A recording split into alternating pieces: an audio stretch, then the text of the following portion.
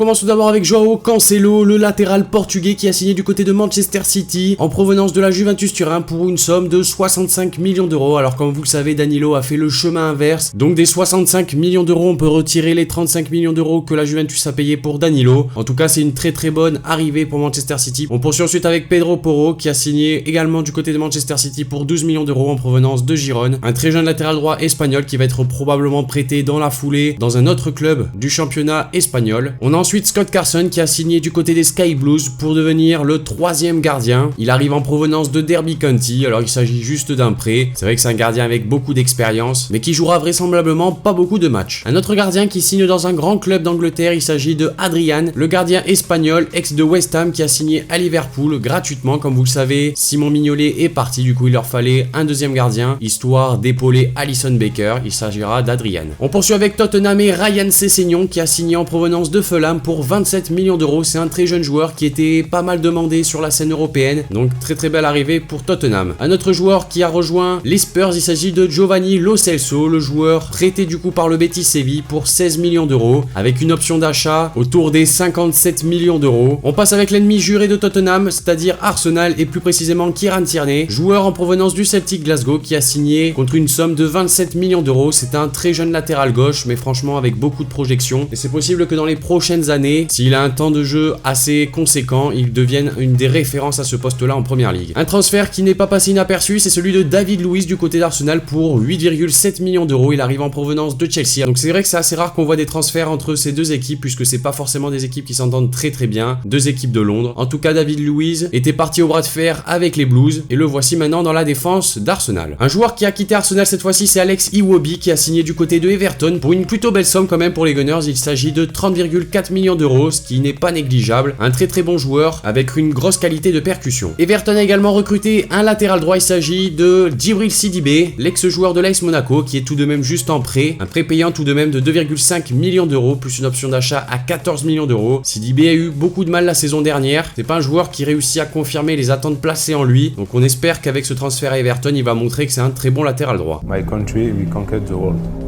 I feel Everton's ambition. I'm ready for the fight. Allez les bleus.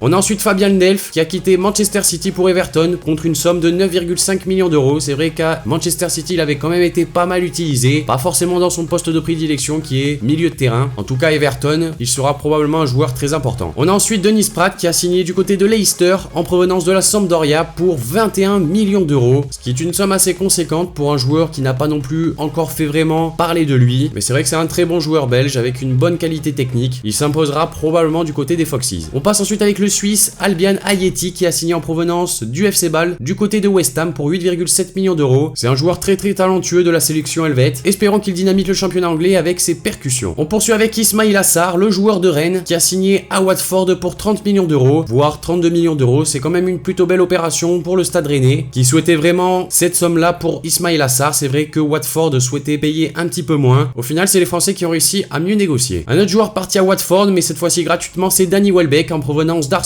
C'est un joueur qui a beaucoup de mal depuis son départ de Manchester United. On va bien voir s'il réussit à se relancer à Watford. Un autre transfert du côté cette fois-ci de Crystal Palace, c'est James McCarthy en provenance d'Everton. Il a signé pour 3,3 millions d'euros. Un autre joueur expérimenté de Première Ligue qui signe à Crystal Palace, c'est Gary Cahill, défenseur qui lui arrive en provenance de Chelsea. Il va pouvoir un petit peu manager toute cette défense et montrer qui c'est le patron dans l'équipe. Un retour cette fois-ci, c'est celui d'Andy Carroll du côté de Newcastle. Il était à West Ham, il est arrivé gratuitement du coup du côté des Magpies. C'est vrai que ces dernières années, on entend très peu parler d'Andy Carroll, qui a été vraiment un joueur très important en Angleterre. Va-t-il se relancer dans son ancien club? Ça reste à voir. Un autre joueur qui a signé à Newcastle, c'est Emil Kraft, joueur en provenance de Amiens pour 5,4 millions d'euros. Latéral droit intéressant à voir s'il se fait une place dans ce championnat rugueux. Et on termine avec Danny Drinkwater qui a signé à Burnley en prêt en provenance de Chelsea. C'est un joueur qui a besoin de jouer, et du côté de Chelsea, c'est vrai qu'il y a beaucoup de milieux de terrain de qualité, donc il avait du mal à avoir du temps de jeu.